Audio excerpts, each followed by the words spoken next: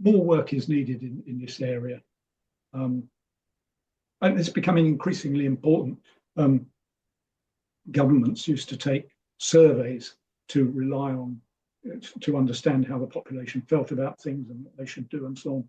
But over the world, over the last 10 or 20 years, response rates to surveys have been declining.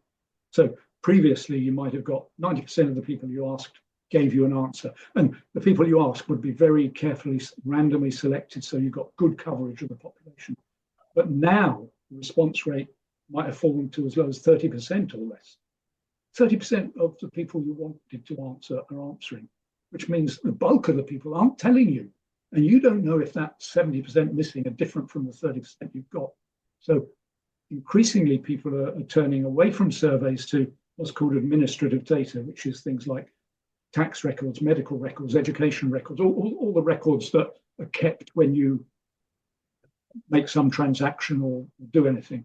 This also applies to things like you buy something on Google or you go on Facebook or whatever. But these are not random samples. They're not representative of the population. That could be distorted in unknown ways. So I think that a lot, and people are working on this, of course, and people are finding answers, but I think that's something which a lot more work needs to be done in the future.